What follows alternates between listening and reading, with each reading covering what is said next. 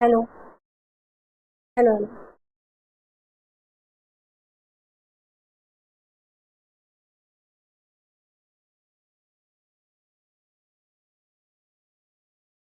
Good morning, good morning और very very good morning. एक minute रुकना बस, ठीक है। नमस्ते जी, नमस्ते नमस्ते नमस्ते। सभी आ चुके हैं और क्लास भी आपकी स्टार्ट हो गई है। कमेंट शो हो रहे हैं। चलो शुरू करते हैं फिर सेशन को। ठीक है, बारिश हो रही है कहाँ, रेवा में ही? अरे भाई इधर भी भेज दो थोड़ी सी बारिश। मेरा बड़ा मन है हो रही प्याज की भजिया, प्याज की पकौड़ी खाने का। अब गर्मी में तो नहीं खा सकती, थोड़ी बारिश आए तो बनाए भी। हाँ चलो शुरू करते हैं सेशन को। Hello students, very very good morning. जो ऑफ यू बज चुके हैं सुबह के 11। स्वागत है आप सभी का 11 बजे आपके अपने परिवार एग्जामपुर चैनल पर। हम लोग नॉन वर्बल रीजनिंग वाला पोर्शन कर रहे हैं जिसकी आज तीसरी क्लास है। 2 क्लास हो चुकी है, आज है तीसरी क्लास। मैं दिखाई नहीं दे रही, ऐसा तो नहीं हो सकता। एक मिनट रुको। अरे भाई दिख तो रही हूँ, आ जाओ। चलो मैं दिख रही हूँ सभी को, मैं सुनाई दे रही हूँ। एम ऑडिबल और विजिबल बोथ। चलो स्टार्ट करते ना। तो हम लोग नॉन वर्बल रीजनिंग पढ़ रहे थे, सामने आइएगा, जिसके अंदर हमने सेकंड कल कर चुके थे और आज हम इसका तीसरा पार्ट करने वाले हैं।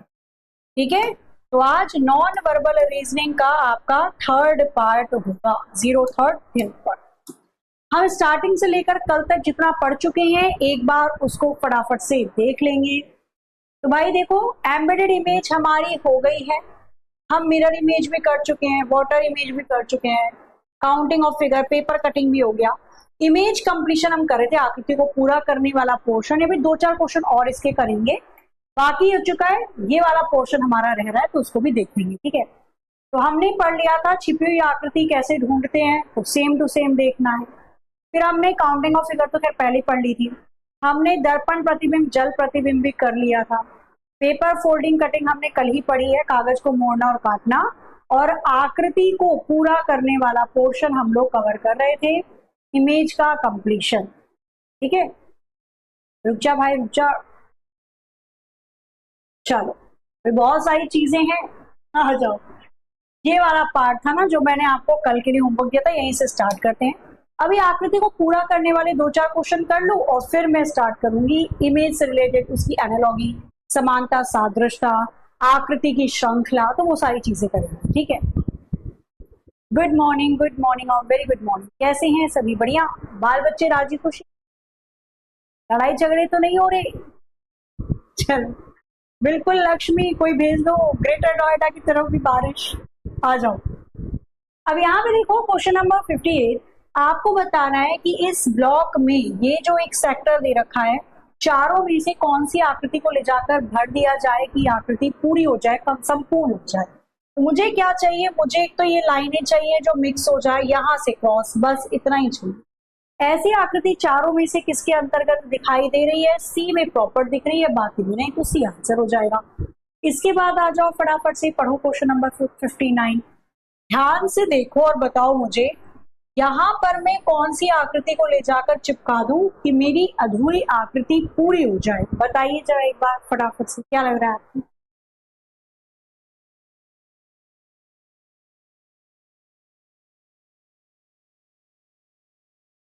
बन रहा है कुछ कुछ? तो भाई इस अधूरी आकृति को पूरा करना है तो आपको बताना है कि इस खाली जगह में कौन सी आकृति पकड़ूं। तो यहाँ पे क्या चाहिए मुझे, देखो एक तो ये वाला पार्ट पूरा करना है, ये वाला पार्ट, बस और कुछ भी नहीं चाहिए। ये जो लाइनें हैं ये नीचे की आकृति में है, ठीक है ना। तो यहाँ पर इसने ऊपर कोई लाइन बना रखी है, केवल ट्राइंगल है, तो यहाँ पे भी केवल ट्राइंगल बनेगा। यानी आकृति को पूरा करने के लिए ऑप्शन ए चाहिए। ए और डी में होगी समस्या। कुछ को डी लग रहा है, कुछ को ए लग रहा है, समझो मेरी बात। अगर आप ध्यान से देखें तो ये जो नीचे वाला बॉक्स है, नीचे वाले बॉक्स में लाइन कटी हुई है, इसी के दाईं ओर भी लाइन कटी हुई है, यानी नीचे वाले दोनों बॉक्स सेम टू सेम हैं। तो इसी तरीके से ऊपर वाले भी दोनों बॉक्स सेम होने चाहिए। यहाँ पे एक सिंपल लाइन है तो मुझे दाईं ओर भी सिंपल लाइन चाहिए। भाई नीचे वाले दोनों बॉक्स सेम टू सेम है, ऊपर वाले भी तो सेम टू सेम होंगे, तो काहे नहीं के ऑप्शन ए बना रहे हो भैया? अगर उसने यहां पर बीच में लाइन देती तो हम भी लाइन बना देते, तब बन जाता आंसर डी लाइन के साथ। पर जब इसने ऊपर इधर ही लाइन नहीं दी तो आप दाईं ओर कैसे बनाओगे? यही छोटी छोटी चीजें मैं कह रही हूँ ना, सरसरी निगाहें बहुत जरूरी है। वो निगाहें बचपन में घर वालों के मेहमान के लिए जो भी कुछ लाते थे उसको मेहमान को देने से पहले खत्म, फिर घर वाले आपको एक सीक्रेट मिशन पे भेजते थे, ये लो बेटा 5 रुपए एक बिस्किट का पैकेट ले आओ क्रीम वाला, पर चुपके से जाना, मेहमानों को पता ना चल जाए। तो फिर आप वो सीक्रेट मिशन पे जाते थे, है ना। मेहमान के जाने के बाद होती थी भी पिटाई, काहे खा लेते वो सारी चीजें जो मेहमान के रखते। क्वेश्चन नंबर 60 पढ़िए और बताइए, क्वेश्चन मार्क की जगह कौन सी आकृति को देखूं? ध्यान से देखना, ये खाली वाला स्क्वायर है ना, तो इसके विपरीत भरा हुआ स्क्वायर है।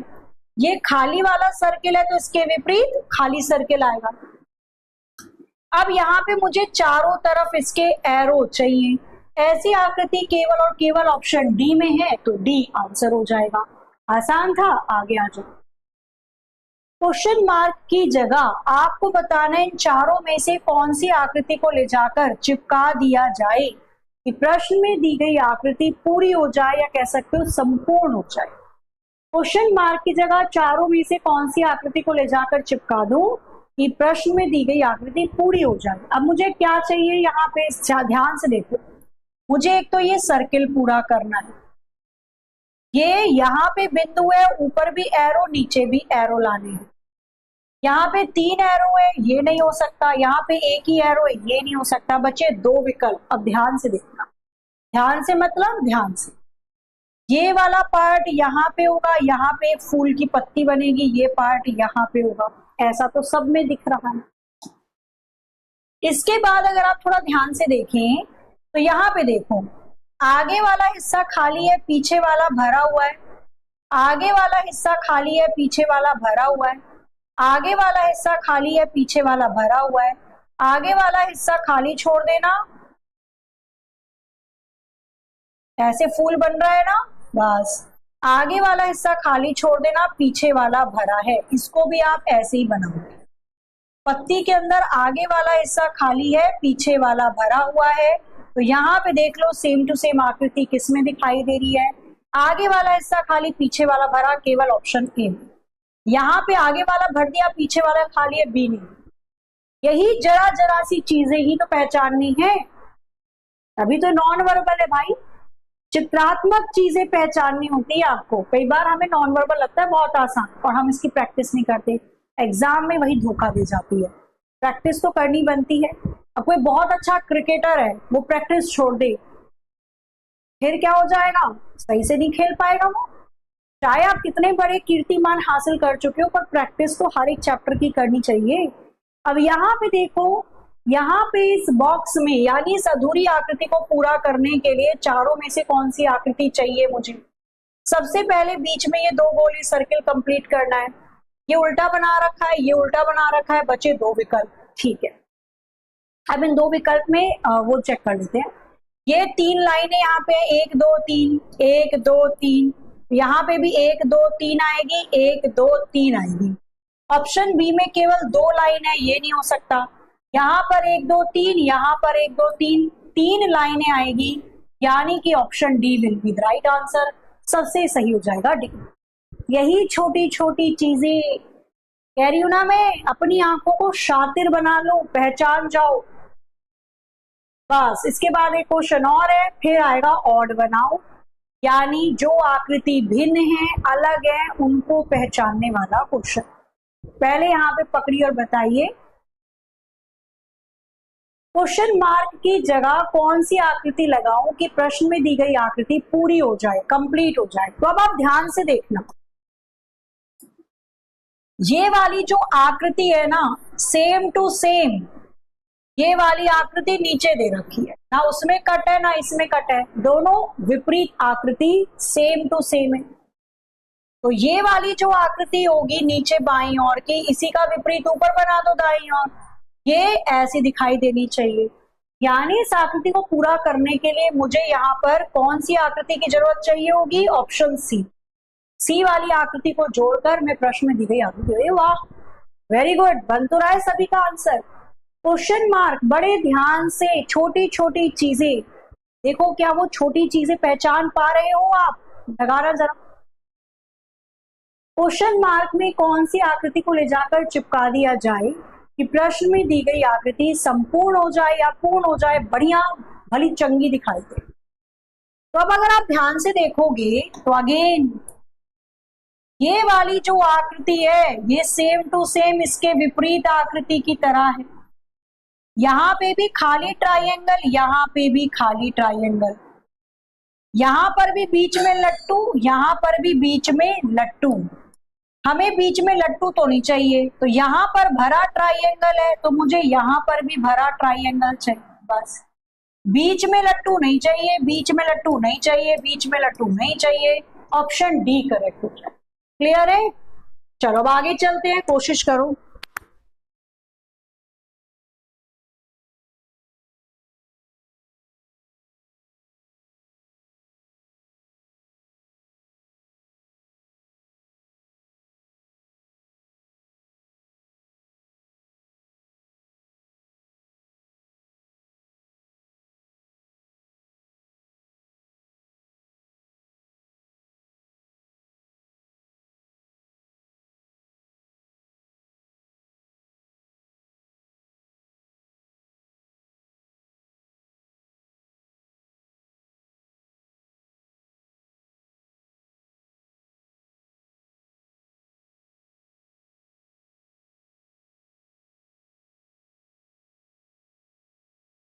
चलिए जी, तो अब आगे वाला पार्ट करेंगे, इसके बारे में मैं अभी बताऊंगी आपको, बिल्कुल भी चिंता मत करना, रुक जाओ।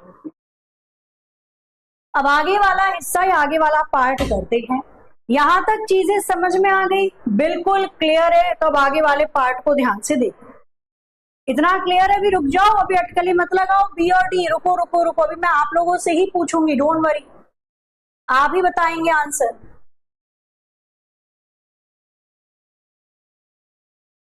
तो चलिए शुरू करते हैं फिर इस सेशन के अंदर। यानी कि अब हम स्टार्ट करेंगे अपना ऑड वन आउट। यानी जब आपको चार आकृति दे दी जाए, जब आपको चार आकृति दे दी जाए और आपसे पूछा जाए बताइए इन चारों आकृति में से अलग कौन सी है, यानी आकृति में विषम को पहचानिए। चार आकृति देकर आपसे बोलेगा विषम को पहचानिए।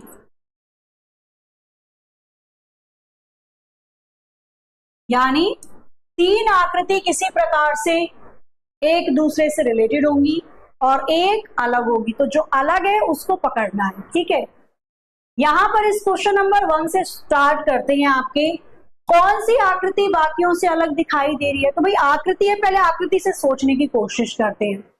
यहां पे देखोगे तो ये लाइन है पर ये कर्व दे दिया, ऐसा तो नहीं बन रहा। यहां पे भी स्ट्रेट लाइन है, यहां पे भी स्ट्रेट लाइन है। एक तो आप ऐसे कर सकते हो कि इसमें स्ट्रेट लाइन सीधी रेखा है, लेकिन ऑप्शन डी सीधी रेखा नहीं है, ये तो एक गोला है। और दूसरा अगर अक्षरों में देखोगे तो यहाँ पे वोवेल और कॉन्सोनेंट का भी केस लग जाएगा। वोवेल और कॉन्सोनेंट यानी स्वर और व्यंजन वाला केस भी लग जाएगा। कितने स्वर होते हैं अंग्रेजी वर्णमाला में? 5, ए, ई, आई, ओ, यू। तो ओ स्वर है, बाकी सब व्यंजन है, वैसे भी बना सकते थे। आगे आ जाओ, बड़े ध्यान से इन आकृतियों को देखना है और कोशिश करनी है बनाने की। बताइए चारों में से कौन सी आकृति बाकियों से अलग यानी कि विषम नजर आ रही है? ढूंढो और बताओ। स्ट्रेट लाइन वाला ही है तरीका, यहां पे भी स्ट्रेट लाइन है, माचिस की दो तिल्लियां कह सकते हो। यहाँ पे 1 2 3 4 तिल्लियां हैं, 1 2 3 तिल्लियां हैं, लेकिन यहाँ पे अगेन कर्व बन गया। ऑप्शन डी बाकियों से अलग है, चाहे स्वर व्यंजन में लगा लो चाहे लाइन के अंदर। आ गया क्वेश्चन नंबर नेक्स्ट। आपको बताना है चारों में से कौन सी आकृति बाकियों से अलग यानी कि विषम नजर आ रही है। बनाओ जाए एक बार जल्दी से। चारों में से कौन सी आकृति आपको बाकियों से अलग यानी कि विषम नजर आ रही है? अब ध्यान से देखो इन सभी इमेजेस को, आकृति को, तो आपको यहाँ पे पता चलेगा कि भाई ये जो एल है ना, ये दर्पण प्रतिबिंब है, एल का दर्पण प्रतिबिंब है। ओके, ये जो बी है ये भी बी का दर्पण प्रतिबिंब है, ये जो क्यू है ये भी क्यू का दर्पण प्रतिबिंब है। बाकी सब तो दर्पण प्रतिबिंब है, लेकिन ये पी तो ओरिजिनल है क्योंकि इसका दर्पण प्रतिबिंब तो ये आना चाहिए था, पर आ नहीं रहा है, यानी ऑप्शन डी बाकियों से अलग हो जाएगा। बाकी सब में अक्षरों का दर्पण प्रतिबिंब दे रखा है, लेकिन ऑप्शन डी में नहीं। क्लियर है? चील की निगाहें, कोशिश करो और बताओ चारों में से कौन सा विकल्प आपको अलग दिखाई दे रहा है। तो चित्रों को बड़े ध्यान से देखना, बाकी 3 चित्र तो एक जैसी चीजों को फॉलो कर रहे होंगे और एक चित्र बाकियों से अलग हो जाएगा, तो जो अलग हो जाएगा उसी को पकड़ना है आपको। बनाओ जरा, चारों में से कौन सा चित्र बाकियों से अलग यानी कि ऑड नजर आ रहा है। तो यहां पे अगर आप देखोगे तो ये उल्टा एस है, इसका दर्पण प्रतिबिंब ये बन जाएगा, यानी दोनों आकृति एक दूसरे की मिरर इमेज है, दोनों आकृति एक दूसरे की मिरर इमेज है, जिसको हम कह सकते हैं दर्पण प्रतिबिंब है। क्लियर? अब यहाँ पे एफ दे रखा है इसका दर्पण प्रतिबिंब ये, यहाँ पे क्यू दे रखा है इसका दर्पण प्रतिबिंब ये, तो डब्लू का तो दर्पण प्रतिबिंब डब्लू होना चाहिए था, यहाँ पे है गड़बड़, ऑप्शन डी बाकियों से अलग हो जाएगा। ठीक है, आ जाओ आगे। ये बहुत बढ़िया क्वेश्चन है, बहुत मतलब बहुत बढ़िया क्वेश्चन है, मजा आ जाएगा। एक बार कोशिश करो पर इन चारों में से कौन सी आकृति आपको बाकियों से अलग दिखाई दे रही है, ऑड दिखाई दे रही है। पहली बार खुद से कोशिश करो, फिर मैं आपको बताती हूँ इसका तरीका। तो जब भी एक चित्र को घुमा कर दिया जाता है, रोटेट करते हैं, तो आपको ध्यान रखना है कि उस चित्र की घड़ी की दिशा ले रखी है, क्लॉकवाइज डायरेक्शन है, दक्षिणाव्रत है, या उस चित्र की घड़ी की विपरीत दिशा ले रखी है, यानी एंटी क्लॉकवाइज है, वामाव्रत है। किसी भी एक चित्र को पकड़ लो, मैंने यहाँ पे पहले वाला चित्र पकड़ लिया तो ये मुझे ऐसे दे रखा है, अगर मैं इस चित्र को घड़ी के दिशा में घुमाऊंगी तो ये ऐसे आ जाएगा, चित्र को घड़ी के दिशा में घुमाऊंगी तो ऐसे आ जाएगा, घड़ी के दिशा में घुमाऊंगी तो ऐसे। तो ये क्लॉकवाइज डायरेक्शन में मैंने ए वाले चित्र को घुमा रखा है, जिसको हम दक्षिणाव्रत भी कहते हैं। ठीक है, तो इस आकृति का अब देखो क्लॉकवाइज दक्षिणाव्रत, यानी ये वाली आकृति है, मैं जब इसको दक्षिणाव्रत घुमा रही हूं, ये ए वाली आकृति ये दिख रही है मुझको, मैंने घड़ी के दिशा में घुमाया तो ये सी वाली आकृति भी मुझे दिख रही है, यानी इसी आकृति को जब मैं घड़ी के दिशा में घुमा रही हूं तो मुझे सी वाली आकृति भी दिखाई दे रही है, मुझे घड़ी के दिशा में घुमाने पर डी वाली आकृति भी दिखाई दे रही है, लेकिन बी वाली आकृति नहीं है। यानी प्रश्न में दी गई आकृति की ये भी दक्षिणाव्रत दिशा दे रखी है, यानी ये भी क्लॉकवाइज डायरेक्शन है, ये भी और ये भी, पर यहाँ पे ऑप्शन बी वाली घड़ी के विपरीत दिशा में घुमाई गई आकृति है एंटी क्लॉकवाइज, या जिसको आप वामाव्रत कहते हो, जो भी कहते हो।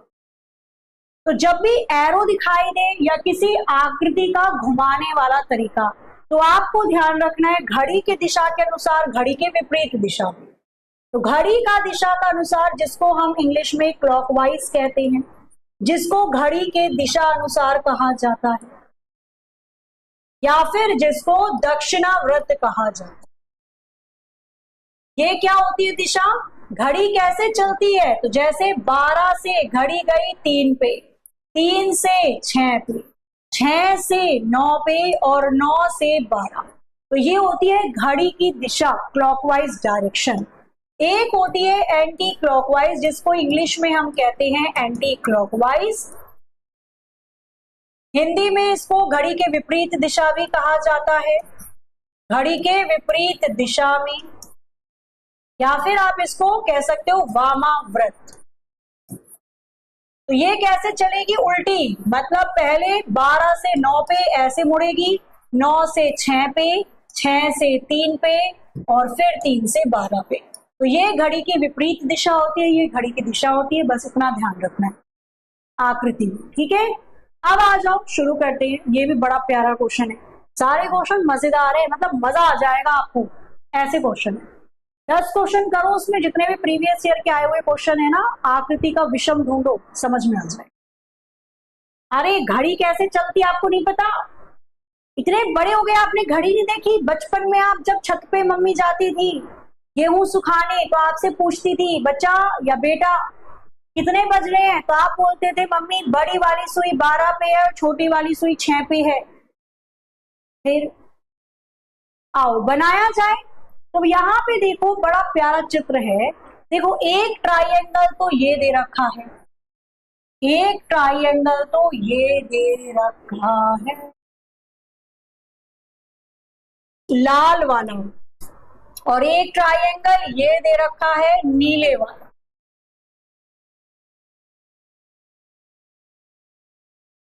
अब बड़े ध्यान से देखना क्योंकि 2 त्रिभुज दे रखे हैं इसमें। बाकी सब में एक हिस्सा नीले वाले ट्राइएंगल का शेडेड है, भरा हुआ है, और एक हिस्सा लाल वाले ट्राइएंगल का भरा हुआ है। एक हिस्सा लाल वाले त्रिभुज का भरा हुआ है और एक हिस्सा नीले वाले त्रिभुज का भरा हुआ है। एक हिस्सा नीले वाले त्रिभुज का भरा हुआ है और एक हिस्सा लाल वाले त्रिभुज का भरा हुआ है। लेकिन किंतु परंतु बंधु, ऑप्शन ए में दोनों के दोनों हिस्से केवल नीले वाले त्रिभुज के भरे हैं, लाल वाले का तो भरा ही नहीं, अलग हो जाएगा ऑप्शन ए। बाकी अगर आप ऑप्शन बी सी डी कर रहे हो तो मुझे वो बता दो तरीका कौन सा लगा जिसमें बाकी के 3 भी तो समान होने चाहिए, एक को अलग कर दो, बाकी के 3 जाए तेल लेने। भैया बाकी के 3 में भी तो कोई सिमिलैरिटी चाहिए ना, तभी तो एक को अलग करोगे। मैं बता रही हूं बाकी के तीनों में क्या समानताएं हैं, 2 में से या दोनों त्रिभुज में से एक एक हिस्सा भरा हुआ है, और ऑप्शन ए में केवल एक ही त्रिभुज के 2 हिस्से भरती है। चील की निगाहें, अभी रुको, मैं कह रही ना 5-10 क्वेश्चन करो मेरे साथ, फिर देखो समझ में ना आए तो बताना। यही तो ढूंढना है भाई। देखो रीजनिंग को क्या कहते हैं, तर्क शक्ति, तर्क लगाओ, दिमाग लगाओ। सबसे ऊपर क्या है आपके दिमाग, क्यों दिया है इसको चलाने के लिए, पर आप नहीं चलाते हो। चारों आकृतियों को बड़े ध्यान से देखिए और बताइए चारों में से कौन सा विकल्प आपको लगता है अलग होगा। बढ़िया क्वेश्चन, मजेदार क्वेश्चन। वीडियो आपके पास रहेगी, जो भी क्वेश्चन है नोट करो, रिपीट करके देखा करो, ठीक है। यहाँ पे 2 ट्राइएंगल दे रखे थे, 2 ट्राइएंगल को बनाकर ट्विंकल ट्विंकल लिटिल स्टार बनाया था। एक शेडेड रीजन भरा हुआ लाल में, एक नीला एक लाल एक नीला, लेकिन ऑप्शन ए में दोनों नीले वाले त्रिभुज में भरे हुए थे। आ जाओ जरा बनाओ और बताओ चारों में से कौन सा विकल्प आपको लगता है यहाँ पर बाकियों से अलग होगा, ऑड होगा। ढूंढो जरा, बड़ा अच्छा क्वेश्चन, मतलब अगर दिमाग लगाओगे ना तो सच में बना लोगे। अब यहाँ पे देखो तो यहाँ पे भी 2 आयत रेक्टेंगल दे रखे हैं, इस वाली आकृति के विपरीत वाली आकृति भरी हुई है, इस वाली आकृति शेडेड रीजन है इसके विपरीत, यानी विपरीत आकृतियां विपरीत त्रिभुज को भरा हुआ है।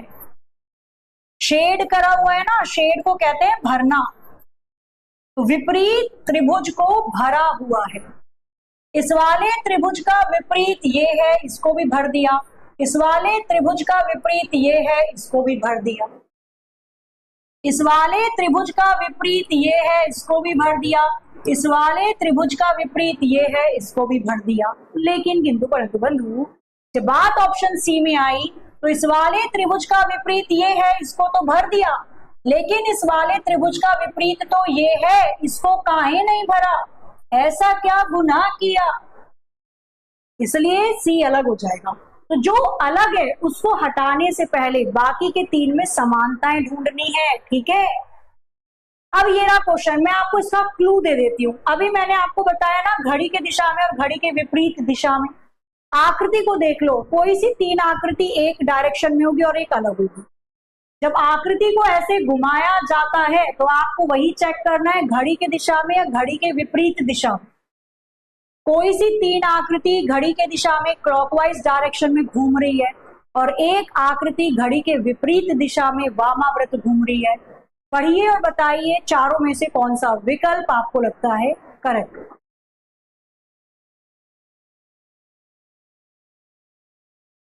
बन रहा है कुछ कुछ, बढ़िया क्वेश्चन है। आंसर आना स्टार्ट हो चुका है, बी और सी। वेरी गुड, बी वालों के लिए तो क्लैपिंग हो जाए। हाँ, अब अगर आप ध्यान से इस आकृति को देखेंगे तो ये वाली जो आकृति है, जब मैं इस आकृति को घड़ी के दिशा में 45 डिग्री मोड़ूंगी तो मेरे पास ये आकृति ऐसी आ जाएगी। फिर जब मैं इस आकृति को 45 डिग्री घड़ी के दिशा में मोड़ूंगी तो मुझे ये वाली आकृति मिल जाएगी। यानी कि ए सी डी ये तो घड़ी के दिशा में लग रही है आकृति, क्लॉकवाइज डायरेक्शन में। ऑप्शन बी वाली आकृति घड़ी के विपरीत दिशा में है, एंटी क्लॉकवाइज है, वामाव्रत। कितना प्यारा क्वेश्चन था। इसे बनाना जरा फटाफट से, ये भी बड़ा अच्छा क्वेश्चन है, थोड़ा सा दिमाग लगाओगे आराम से बन जाएगा। चारों में से कौन सी आकृति आपको बाकियों से अलग यानी कि विषम दिखाई दे रही है? बनाना जरा एक बार जल्दी से बताना इसका आंसर क्या बैठ रहा है आपका।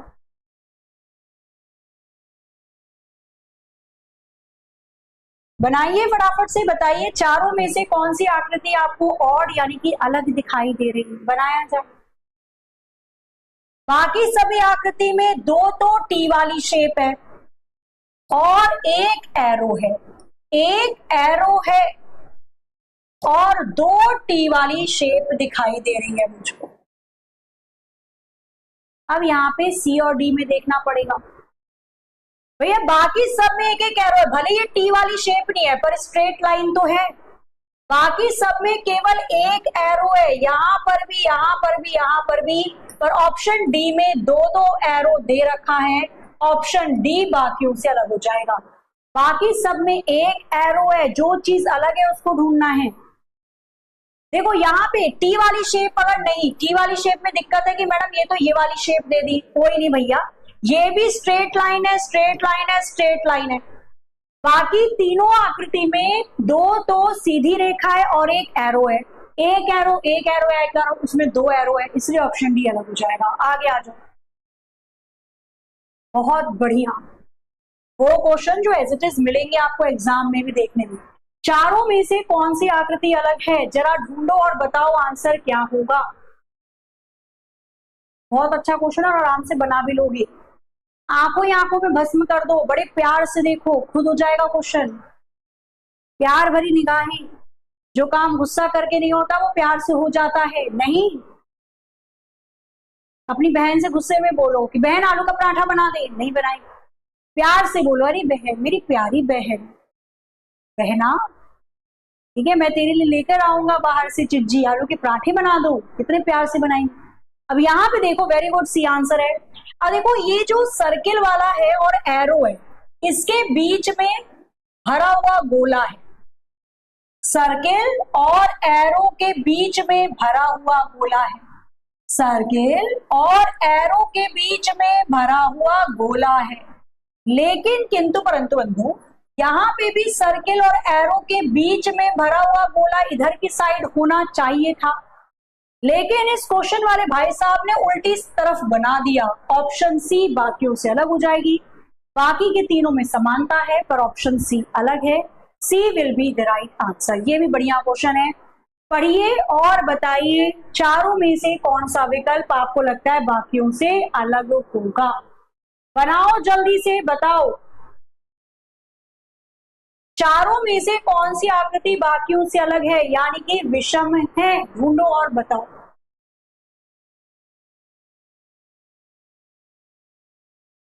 अरे घड़ी की दिशा में पकड़ लूंगी तो भी पता चल जाएगा वैसे आपको।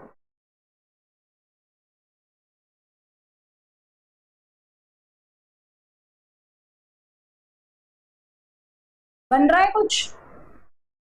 अब यहां भी देखो, ये जो ट्राइंगल है, ट्राइंगल की घड़ी के दिशा में दक्षिणावर्त क्लॉकवाइज, ट्राइंगल के घड़ी के दिशा में शेडेड रीजन, यहां पे ट्राइंगल के विपरीत दिशा में दिख रहा है शेडेड रीजन। किसी भी एक चीज को पकड़ लो ना, यहां तो ट्राइंगल के घड़ी के दिशा में शेडेड रीजन है, तो ये तो क्लॉकवाइज दिखाई दे रहा था, और यहां पे घड़ी के विपरीत दिशा में है। यहां पे ट्राइंगल के फिर घड़ी के विपरीत दिशा में है शेडेड रीजन, यहां पे ट्राइंगल के फिर विपरीत दिशा में है शेडेड रीजन। तो हमने केवल दो ही आकृति को कंपेयर किया, एक त्रिभुज और एक शेडेड रीजन। तो बाकी सब में तो ट्राइंगल के विपरीत दिशा में मुझको शेडेड रीजन दिखाई दे रहा था, लेकिन किंतु परंतु बंधु गड़बड़ थी ऑप्शन ए में। बाकी सब में तो ट्राइंगल के विपरीत दिशा में शेडेड रीजन है, पर ऑप्शन ए में ऐसा नहीं है। सी वाले जरा मुझे बताना, जिनका सी आंसर आ रहा है, कैसे आ रहा है आपका। अभी मैंने बताया जब भी आकृति से दिशा चेक कर लो, घड़ी की दिशा, घड़ी की विपरीत दिशा। सी कैसे आ रहा है, कैसे सी आ रहा है बताना जरा मुझको, कैसे आ रहा है सी बताओ। और सी को आंसर बनाने से पहले रुक जाओ, सी वालों, वही वाले गोलगप्पे वाले अंकल के गोलगप्पे खिला दूंगी मैं, जो बिल्कुल लुलुआ डुबो के बनाते हैं गोलगप्पे, सारे मसाले छान देते हैं हाथ के। भाई साहब, सी को आंसर बनाने से पहले ये बता दो मुझे, ए बी डी में क्या समानता है, मैं मान जाऊंगी। सी आंसर तब बनाना जब ए और बी डी में कोई सिमिलरिटी दिखाई दे, सी को आंसर बना देते हो और बाकी का पता नहीं क्या हो रहा है। हाँ, बाकी जाए तेल लेने के लिए। आंसर ऑप्शन ए होगा 100 के 100%। ठीक है, आप चाहो तो ऐसे भी देख सकते थे कि भाई शेडेड रीजन के बाद घड़ी के दिशा में सर्किल है, यहां घड़ी के विपरीत दिशा में है, घड़ी के विपरीत दिशा में है। अच्छा एक मिनट रुको जरा, ना ना ना, सही चल रहे हैं, सही चल रहे हैं। ठीक है, शेडेड रीजन के घड़ी के विपरीत दिशा में, घड़ी के विपरीत, तो आप ऐसे ही बनाते तो भी ऑप्शन ए आता, 100% ऑप्शन ए, 100% ए। चलो आगे आते हैं। अब ये वाला क्वेश्चन आप लोग कमेंट करके बताएंगे मुझको, और इससे पहले मैं आप सभी के लिए एक जरूरी सूचना लेकर आई हूं, तो वो भी बता देती हूँ। जिन बच्चों ने लाठी चार्ज वाला बैच ले लिया है, बहुत अच्छी बात है।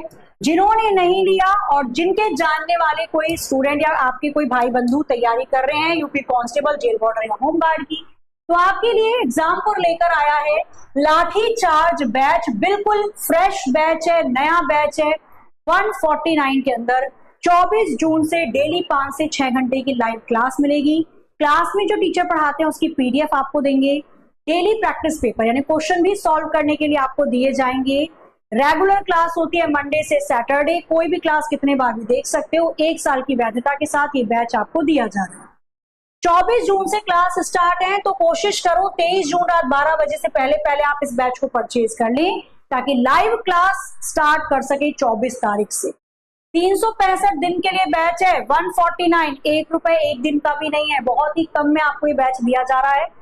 बैच को परचेज करने के लिए आप हमें कॉल कर सकते हैं 9355196665 पे, या फिर एग्जामपुर की ऐप को गूगल प्ले स्टोर से डाउनलोड करके पेड कोर्स में भी जाकर आप बैच ले सकते हैं। इस वाले में बताना है क्या होगा इसका आंसर, करो जरा एक बार जल्दी से।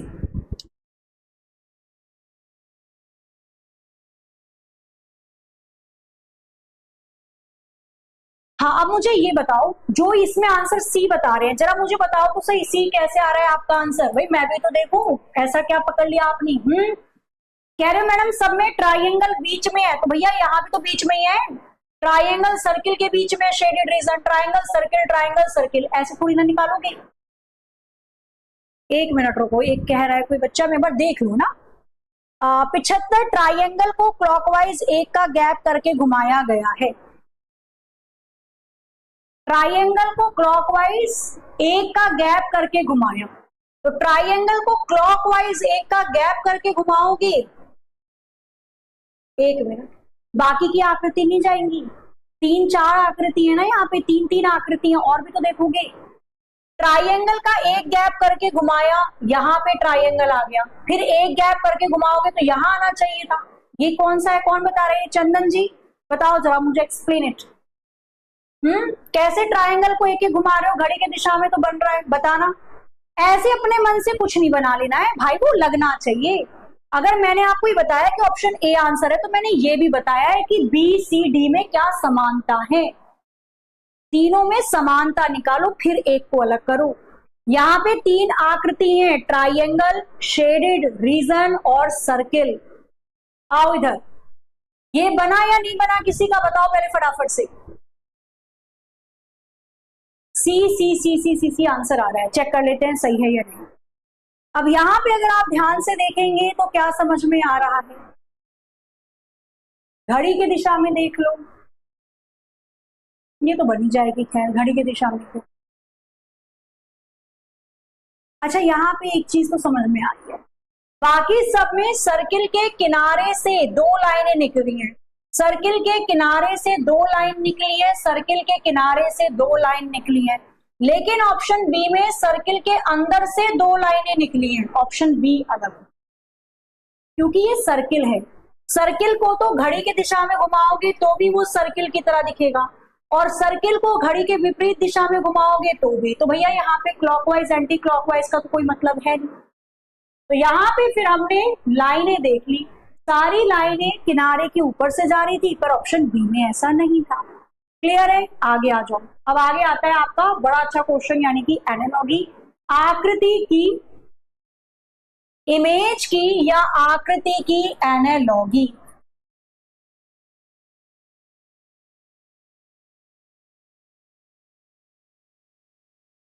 जिनको अभी भी सी लग रहा है 75 में ना, एक बार जरूर देख रहा, मैं पीडीएफ दूंगी ना, एक बार चेक कर लेना, फिर भी अगर कुछ लगे तो बताना मुझे कल, पर एक बार देखना जरूर, ठीक है। सी में दो लाइनें हैं। अरे भाई मुझे तो समझ में नहीं आ रहा आप कैसे सोच रहे हो। आप कह रहे हो कि मैडम ए में दो लाइनें नहीं है बाकी सी में है, आ जाओ मैं बता दूं आपका ये प्रॉब्लम। यहाँ पे एक सर्किल खाली है, तीन सर्किल खाली है, एक सर्किल खाली है, एक सर्किल खाली है, कैसे बना रहे हो बताओ। यहाँ पे दो सर्किल खाली है, दो खाली है, एक खाली है, यहाँ पे दो खाली है, तीन खाली है, क्या रिलेट करके बना रहे हो, पता नहीं कहाँ जा रहे हो।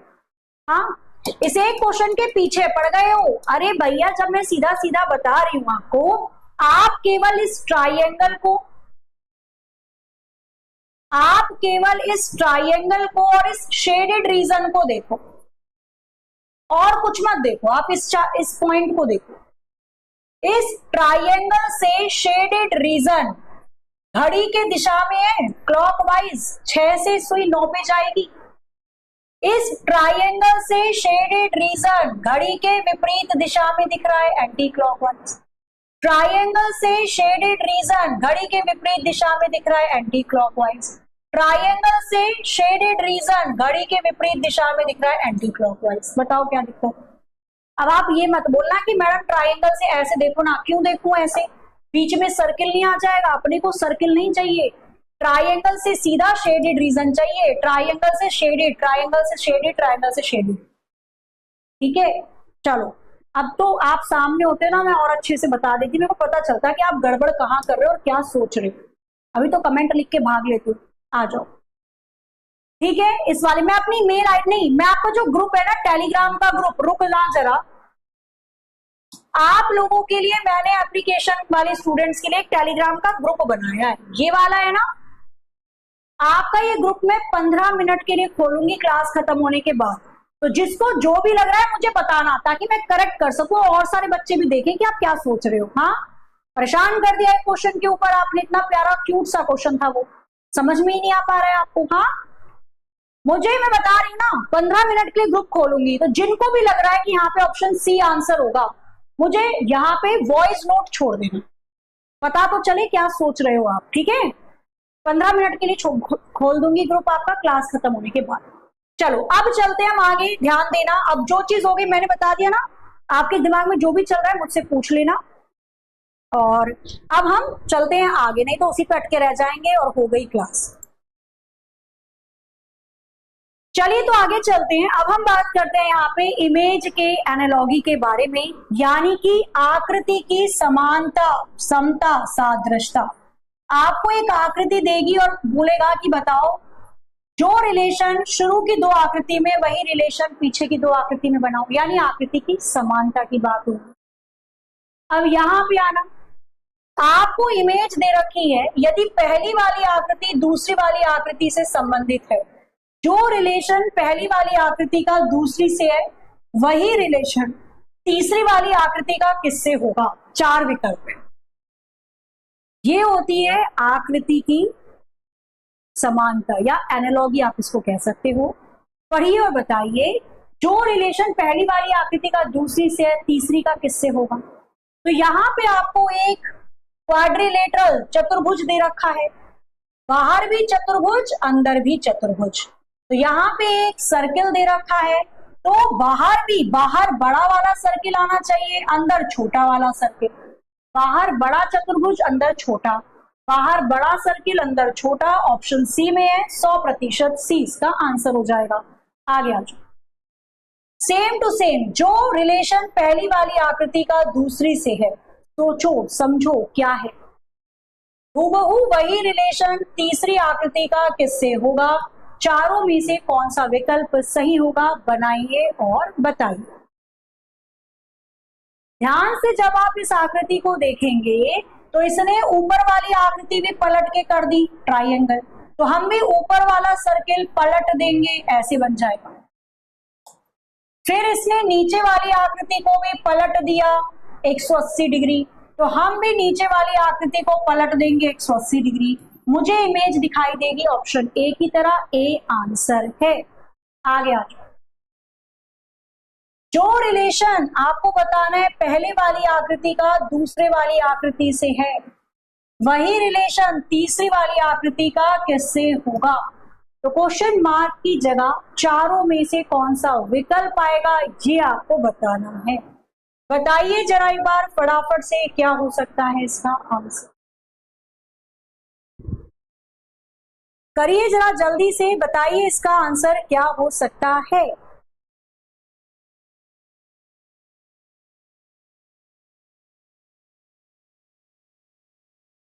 बन रहा है कुछ कुछ।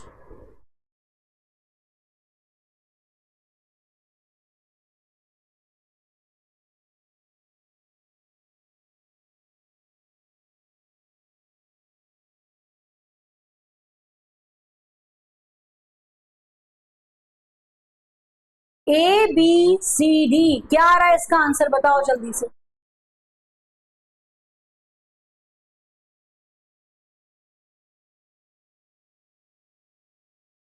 अब यहाँ पे जब आप देखोगे तो भैया हमें क्या दे रखा था, इसने एक पासा दे रखा है, क्यूब दे रखा है। इस क्यूब को उल्टा पलट दिया, ये वाला साइड ऊपर पलट दिया ऐसे, तो भैया यहाँ पे तो आ गया आपका रेक्टेंगल।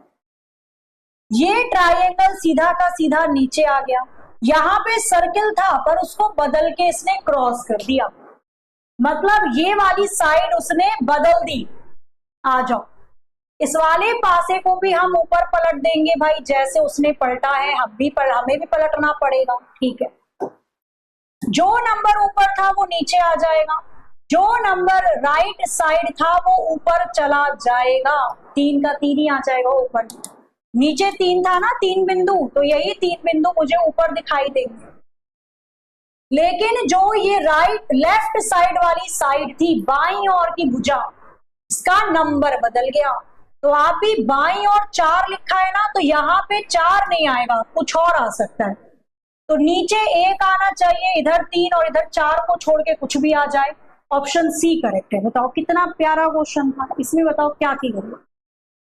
क्यूटी पाई सा क्वेश्चन है, पासे को बस पलट दिया, ऊपर वाला ट्राइंगल नीचे आ गया, ऊपर वाला पॉइंट नीचे आ जाएगा और एक बिंदु नीचे, केवल ऑप्शन सी में, केवल सी में है, फिर भी इसमें आंसर डी ही कर रहे हो। क्वेश्चन नंबर 18 पढ़िए और बताइए, जो रिलेशन पहले वाले पासे का दूसरे से दिखाई दे रहा है, वही रिलेशन तीसरे वाले पासे का किससे होगा। चारों में से कौन सा विकल्प होगा सही, बताइए क्या हो सकता है इसका आंसर। करो जरा एक बार जल्दी से।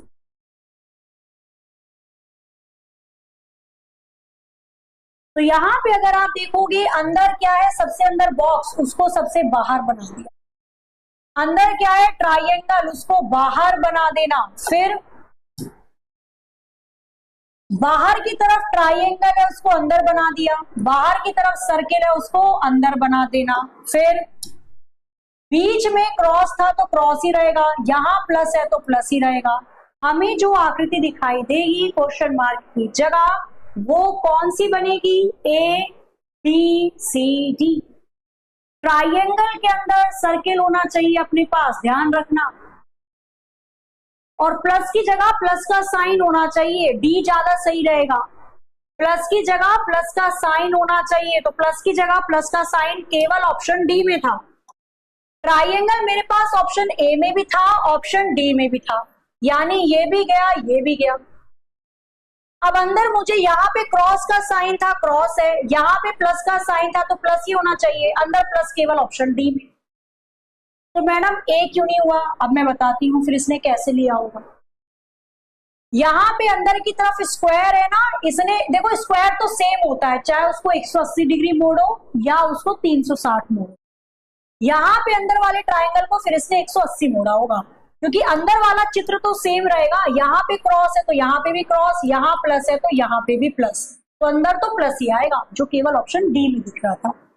आगे आ जाओ, बनाओ और बताओ क्वेश्चन मार्क की जगह चारों में से कौन सा विकल्प आपको लगता है सही होगा? A B C D. बनाइए और बताइए। ध्यान से इस आकृति को देखोगे तो कुछ कुछ तो समझ में आ जाएगा। इसने ये पेंटागन यानी 5 भुजा वाली आकृति को 180 डिग्री मोड़ दिया, तो यहाँ पे भी ट्राइंगल को 180 डिग्री मोड़ दो, कोई दिक्कत किसी को नहीं। मुड़ा हुआ ट्राइंगल यहाँ पर नहीं है, यहाँ पर नहीं है, बचे 2 विकल्प, उनको चेक कर लो। अगर मैं केवल ये देख लूं कि एरो कौन सी दिशा में आएगा तो मेरा आंसर आ जाएगा। यहां पे अब आपने देखा जो अंदर आकृति दे रखी थी उसको बाहर की तरफ बना दिया, सेम टू सेम, यानी जो अंदर आकृति दे रखी है एरो वो बाहर की तरफ बनेगी, सेम टू सेम। एरो ऊपर की तरफ, ट्राइंगल नीचे, केवल ऑप्शन बी में है, 100% ऑप्शन बी करेक्ट हो जाएगा। सारा ना निकाल के केवल की पॉइंट निकाल लो जिससे उत्तर की प्राप्ति हो जाए। क्लियर है? दूसरी चीज ही बता देती हूँ। पहली वाली आकृति के दाईं और नीचे जो आकृति थी वो दूसरी के बाईं और ऊपर आ गई, ऐसे। तो यानी दाईं और जो आकृति है वो दूसरे के बाईं और ऊपर आनी चाहिए, ऐसे। एरो के ऊपर सर्किल होना चाहिए, एरो के ऊपर सर्किल है, ऑप्शन बी करेक्ट है। यहाँ पे एरो के ऊपर पेंटागन 5 भुजा वाली आकृति दे रखी है, कैसे आ रहा है टी? कहाँ है मेरा कॉलिन? अभी आंखें साफ करनी पड़ेगी मुझे लगता है, आओ। अब इसका आंसर बताना कमेंट करके भाई जल्दी से, ये आपको बताना है। बड़ा अच्छा क्वेश्चन है। जो रिलेशन पहली वाली आकृति का दूसरी से है वही संबंध तीसरी वाली आकृति का किससे होगा? चारों में से कौन सा विकल्प सही है? कमेंट करके सबका आंसर आना चाहिए ही चाहिए।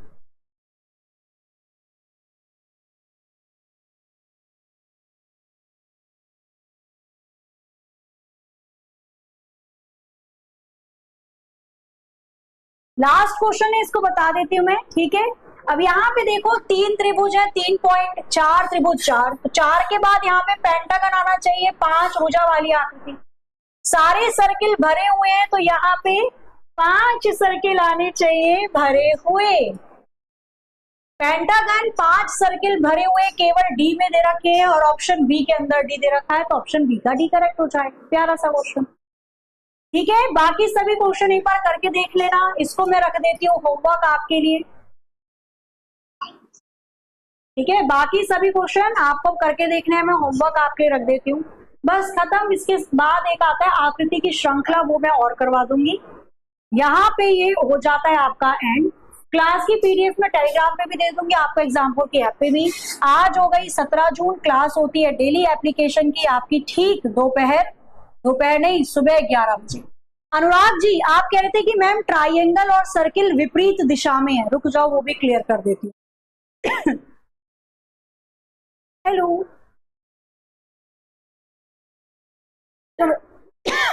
सॉरी, आप कह रहे हो ना ट्राइंगल और सर्किल 75 वाले क्वेश्चन में दिक्कत हो रही है, मैं कह रही हूँ पीडीएफ दे रही हूँ, आराम से देख लेना उसको बैठ के, ठीक है। आजा भाई आजा, थैंक यू।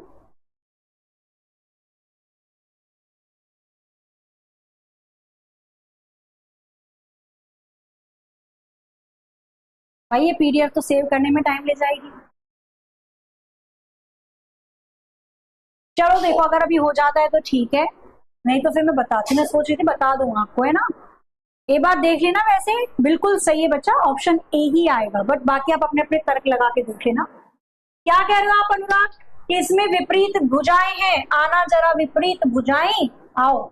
इसका तो हमने पूरा लिट्टी चोखा बना दिया है क्वेश्चन का। आओ, इसका अपोजिट ये है, अच्छा, इसका अपोजिट ये है, अच्छा, इसका अपोजिट ये होना चाहिए, आपका कहना है, और इसका अपोजिट ये है, मतलब ये कहना चाह रहे हो ना आप, ठीक है।